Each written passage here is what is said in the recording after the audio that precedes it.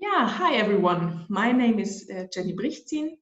I'm a German sociologist, social scientist, and I produce this video in order to introduce you to my new research project about a critique of anti-essentialist sociology. So in case you're interested in such intensely theoretical matters, just keep on watching. So about this project, it's a project funded by the German Research Association. Actually, the funding has just been approved a few weeks ago, so yeah, finally I can start working on this project that has been on my mind for so many months and actually years now. We will be a team of 3 working in this project, so I'm really excited. Okay, so let me just start the presentation. A critique of anti-essentialist sociology. I'm going to guide you through my project following 3 basic questions. Why should we engage with anti-essentialism? Why is it relevant? What do we talk of when we talk of anti-essentialism? What do we talk of precisely? What do we mean when we say it? I think most of us have a general understanding of the word essentialism, anti-essentialism. Yeah, but what precisely does it mean here? And the third question, how should we engage with anti-essentialism? Or more specifically, how does this research project engage with anti-essentialism? What steps do we undertake to tackle our research questions? But first things first, why is anti-essentialism relevant? Okay, so the idea for this project emerged, or rather materialized itself, somewhere around the year 2016. I know it might be a little difficult to think back 4 years from now, as 2020 has been such a crazy year, such a demanding year.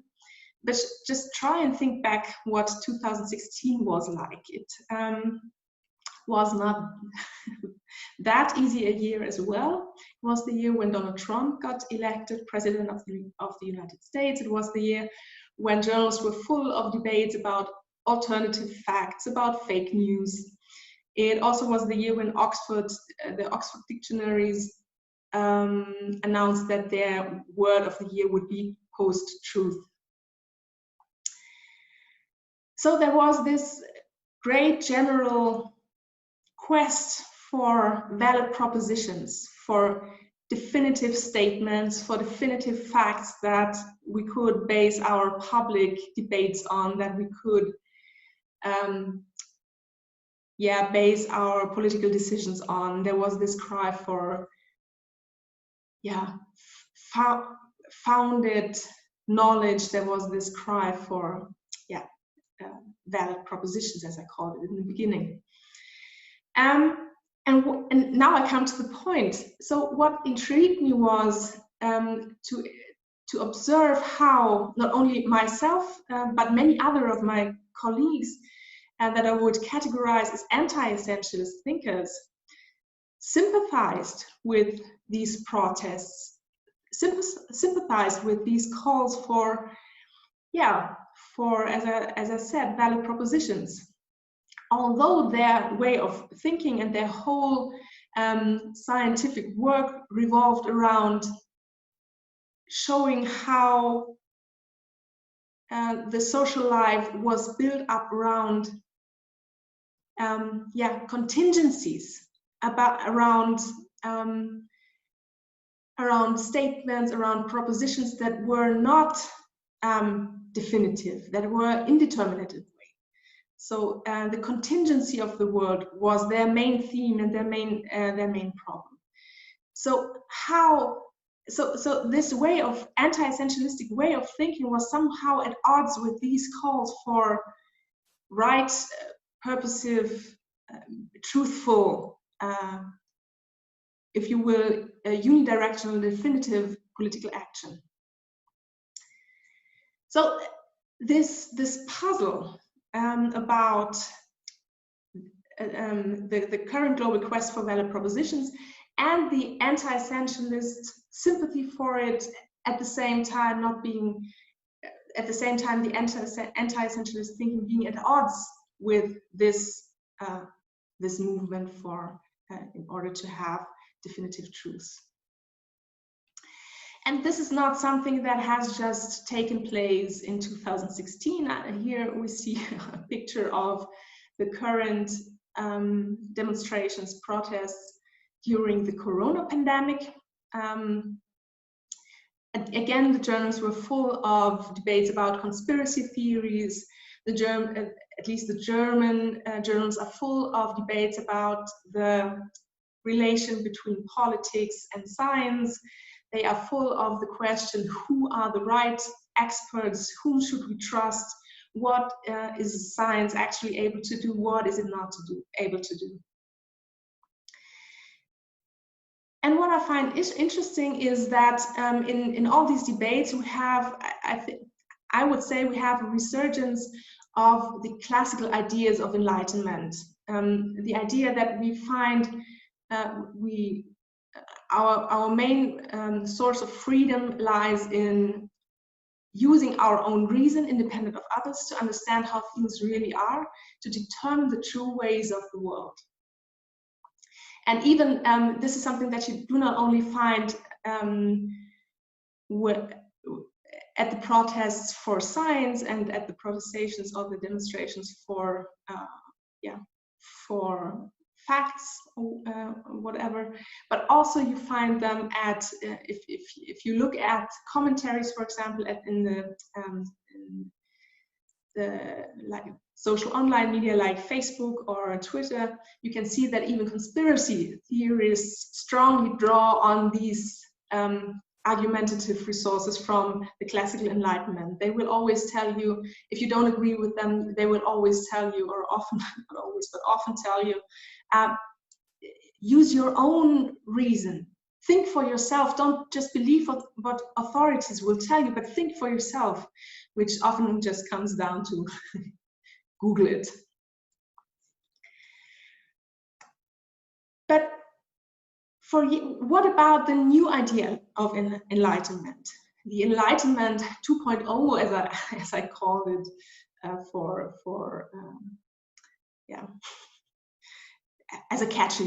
just as a catchy phrase. Doesn't mean too much, but it's a new idea of enlightenment that started to emerge somewhere around the 1970s, and was formulated, for example, by as diverse philosophers or social scientists like Michel Foucault and Niklas Luhmann. And they formulated this new idea of enlightenment that was somehow, the opposite of the original classical idea of enlightenment. According to this new idea of enlightenment, to be enlightened means finding the freedom to understand that there is not just one way of being, that there is not one form of reason, that the world is not definitively determinable. In the difficult words of Michel Foucault, enlightenment means grasping from the contingency that has made us what we are, the possibility of no longer being, doing, or thinking what we are, do, or think.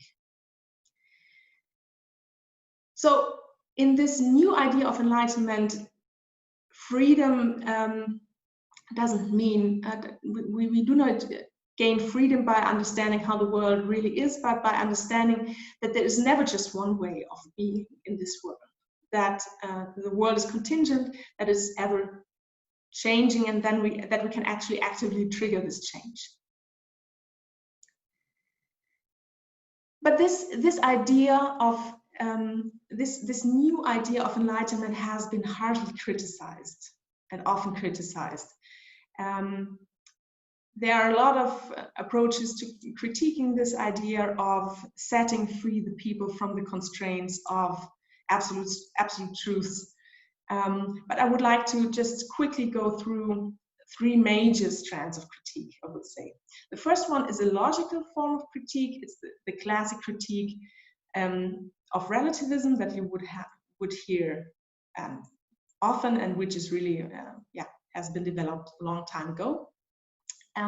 This strand of critique asks, if we assume that the world is indeterminate, How can our own theoretical view on the world be determinate?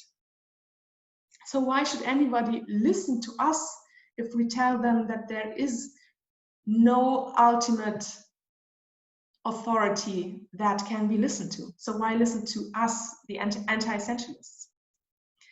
The second strand of critique is a political strand of critique formulated, for example, by Martha Nussbaum. If we abstain from the claim of unequivocal determination in principle, how are we able to open up concrete paths of critique and political intervention? Do we not need to specify what a good society, what a good human life should be like in order to be able to critique and evolve politically? And the third strand of critique, which is, I think, the newest one, poses the question, is there an interconnection between the current public crisis of reason, the post-truth era, as they say, and the anti-essentialist challenge of reason? So in a way, is anti-essentialist reasoning, anti-essentialist thinking responsible for a situation in society when when there is no possibility of finding a common ground? So what is interesting about these forms of critiques is that they are mostly external critiques, that they are critiques that focus on contradictions, and very important and interesting contradictions of anti-essentialist thinking, but by unveiling these contradictions, don't find anti-essentialist thinking worth working on and going on further with anti-essentialist thinking. Usually they just discard anti-essentialist thinking. What the project does is something, or tries to do, is something different. The project tries to formulate an immanent form of critique of anti-essentialist thinking. If you will, a critique of anti-essentialism on the basis of anti-essentialist thinking. In order to do that, the project aims at taking stock of anti-essentialist thinking in sociology in general. It aims at working out the contours, dimensions of anti-essentialist thinking, its limits and shortcomings, its potential for development in future. So instead of surrendering to the contradictions inherent in anti-essentialist thinking and just discarding it, and instead of ignoring or simply dismissing those contradictions, the project aims to work through them, as Theodor Adorno often put it. So anti-essentialism. I have already talked a lot about anti-essentialism. Now I would like to say more precisely what do we mean when we talk of this theoretical approach. Anti-essentialism is basically a counter-project, a project directed against the old idea of essentialism, which you can trace back to Aristoteles through the Middle Ages and the Universalienstreit, and then re-emerging in sociology, for example, reintroduced by Raimund Popper. So essentialism is not a difficult concept, and it's the Aristotelian notion that every being has an unchangeable core, a determinable essence, which makes it what it is. And it is the task of science to decipher these essences. So anti-essentialism is not a specific theory, but it's a general approach that is common to many directions of theory building that are explicitly developed to oppose the essentialistic notion of knowledge formation and finding new forms of knowledge formation that do not base on this idea, or do not need this idea of essentialism in order to claim helpful, usable knowledge. Instead, anti-essentialism starts from the premise that the world and every being in it is ultimately indeterminable. What is interesting is that throughout the 1980s, 1990s, essentialism has become an accusation that could hardly be worse. And I would say that this is today still the case.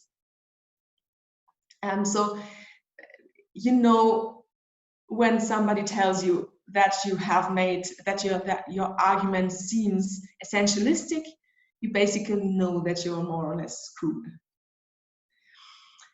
So this critique of essentialism is more or less a no-brainer. And as we know that whenever something is a no-brainer, sociologists become very skeptical. So we have to follow up on that.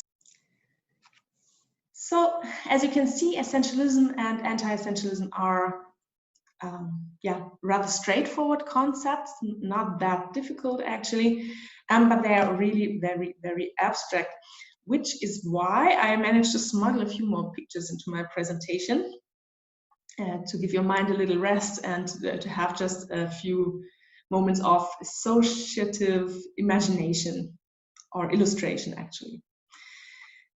So when you start out with your sociological studies or your studies about society in whatever form, you probably expect to gain a picture of society that is rather similar to the one you already have, just more distinct and more broad and more precise perhaps, but centered around people and their motives, doing things, interacting in and around organizations, in and around the state, for example.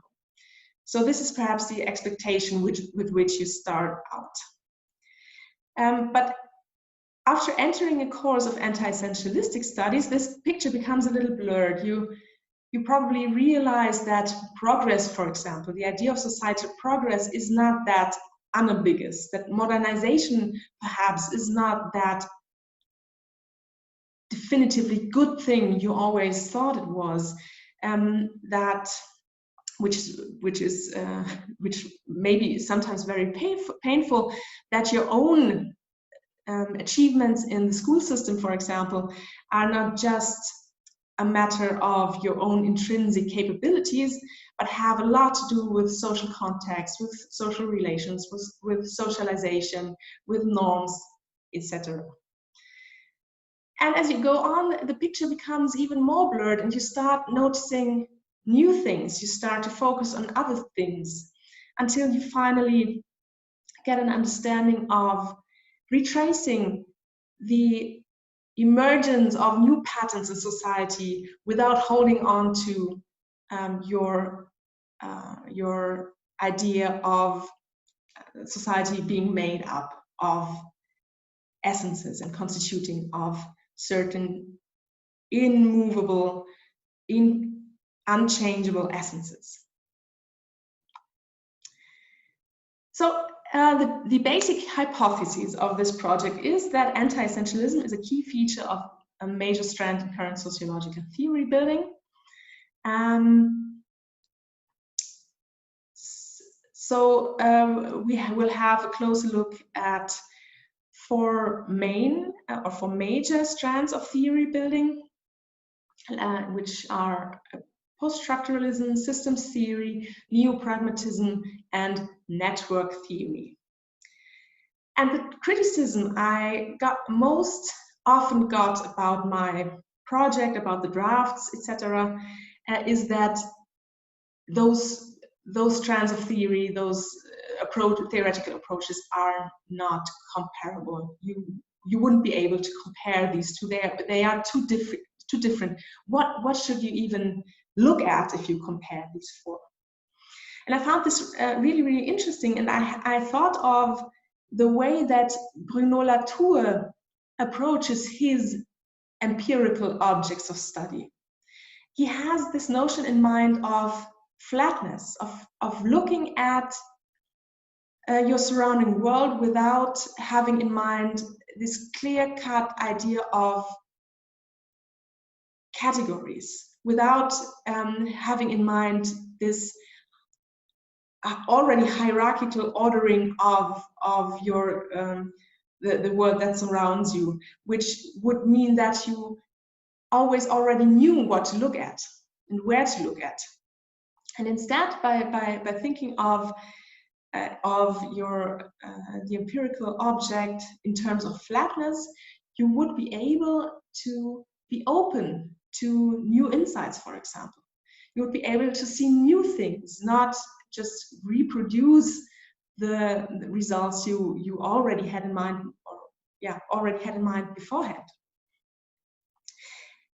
So, and what I find so interesting about Latour especially is that while he does that with his empirical, in his empirical work, he does not at all do that in what concerns the theoretical debate, because there he has this really, really clear idea of what is good theory and what is bad theory. What should we do and what should we not do? Where are the essential differences? So what I would like to do is take this notion of flatness and apply it to the theoretical debate and approach and just look at these four theory traditions without already knowing that they are too different to be compared.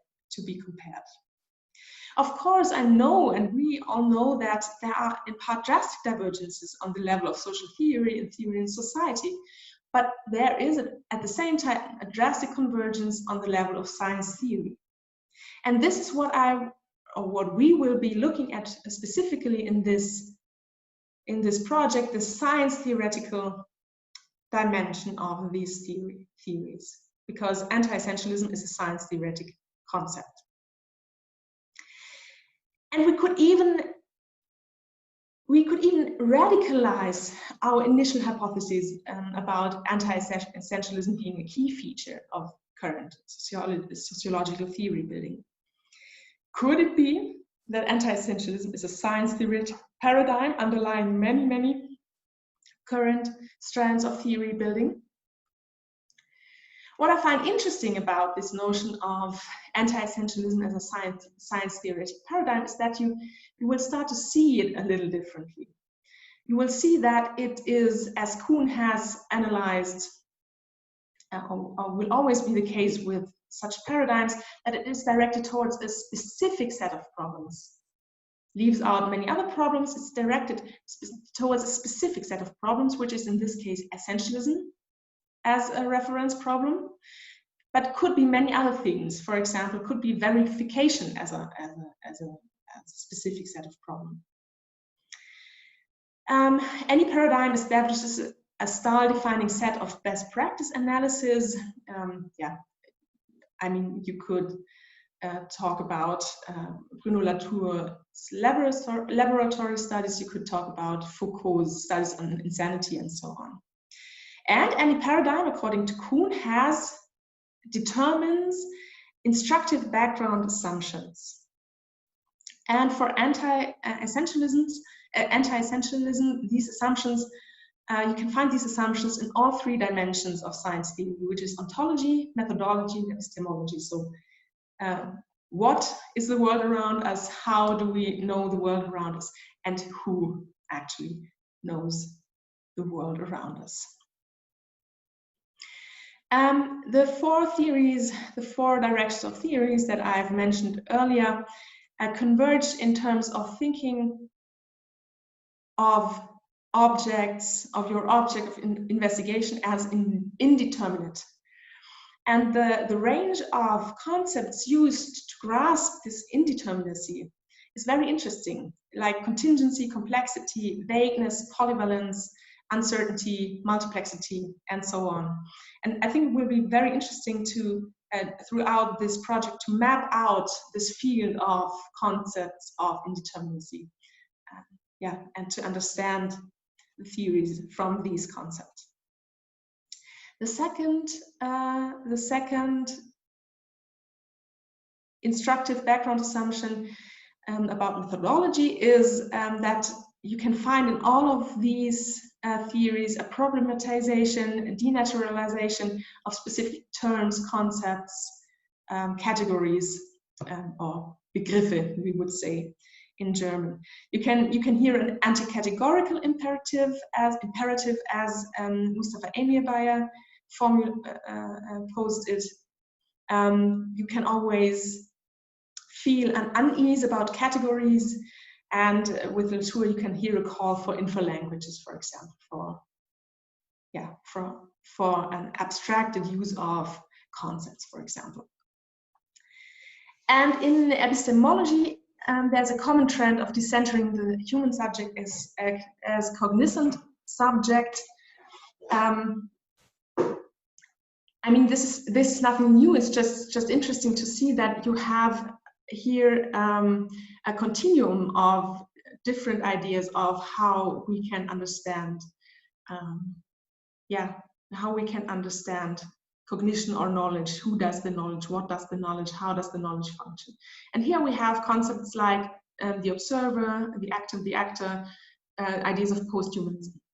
And again, it will be interesting to understand the range of these ideas.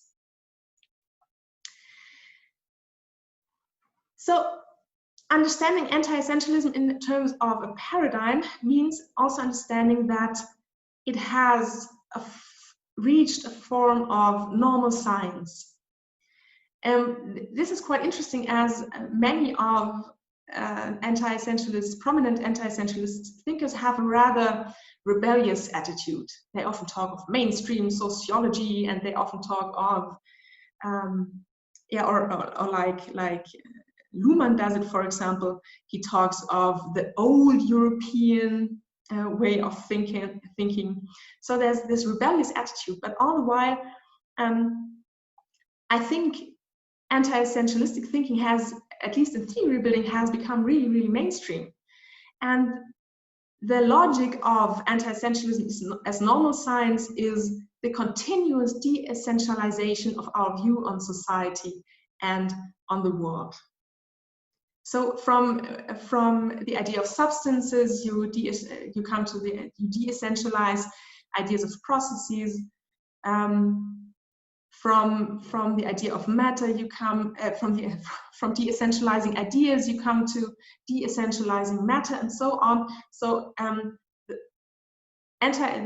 logic of anti-essentialism as normal science is this continuous de-essentialization of aspects of society and the world. And what always also comes with the idea of a paradigm is that any paradigm has its time in its position in time and space. So looking back from future at older paradigms, there will always seem to lack something. And this project is trying to look at this paradigm at the same time from a distance and from within, if that is even possible. So in the last few notes about how do we engage with anti-essentialism, so what steps does this project take to tackle its research aims? There will be 3 sub-projects. One sub-project about a historical reconstruction about anti-essentialism. This will be a project of one of the PhD students. A systematic reconstruction of anti-essentialism, which will be my main sub-project. And the third one, an empirical reconstruction. Not so much of anti-essentialism, but I will tell you just in a moment what this will be about. Also, the project of a PhD student. So the historical reconstruction will be about retracing the history of de-essentializing sociological thought, because the anti-essentialistic concepts reach way back to the beginnings of sociology. Prominently, anti-essentialistic concepts have been used to consolidate the own discipline, consolidate sociology as a separate discipline in order to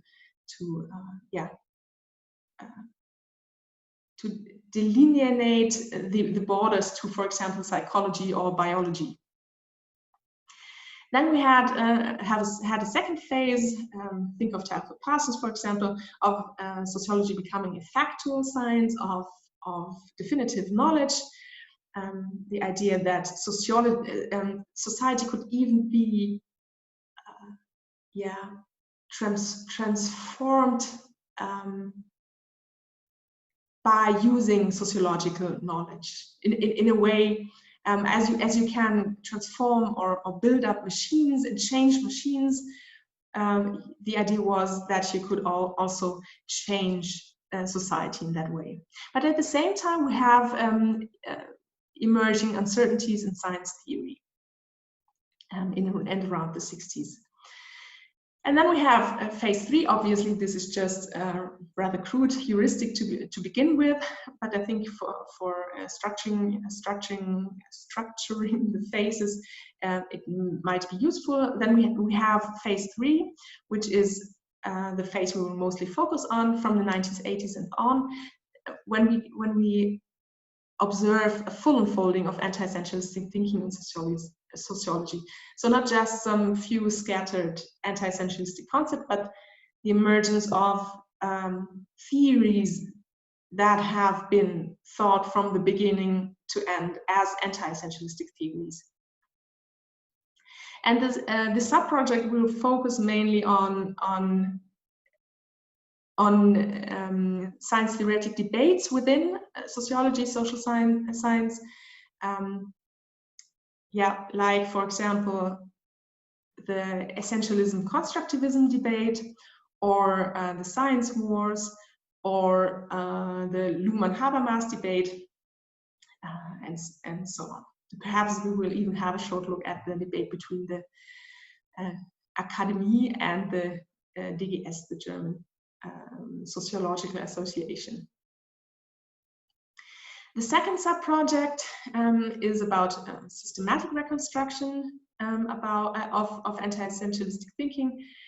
It's basically what I told you to this point, retracing the similarities and differences regarding ontology, methodology, and epistemology in different theoretical solutions by comparing key works from post-structuralism, systems theory, neo-pragmatism, and network theory. And I will have about 3 to 4 keywords for every theoretical tradition that will be in depth analyzed according to this scheme. And the third project, in fact it's the only non-theoretical project. It will be a discourse analysis on the discourse about post-truth from 2015 to 2018, focusing on the USA, Great Britain, and Germany. And of course, it's not an empirical analysis of the anti-essentialistic discourse in sociology, but I think it's complementary to the theoretic reconstructions, as it confronts the anti-essentialistic notions of society, which we will reconstruct in sub-projects A and B, with society's notion of truth and anti-essentialistic, and the position of anti-essentialistic, and the problems perhaps even of anti-essentialistic thinking within it. So with this, we come to the close. As I said before, these are the project's aims: a stock taking of anti-essentialist thinking, in order to understand how will we be able to go on with anti-essentialistic thinking. How will we be able to rescue key ideas and key notions and key theories from anti-essentialistic thinking through this global time of global quest for valid propositions. And of course the question, what can anti-essentialism even contribute to this global quest for valid propositions? This would be the aim. Let's see what comes of it. Thank you very much for your attention, for your patience. And yeah, if you have any questions left, if you are interested in the progress, feel free to contact me. I will be happy to hear from you. Goodbye.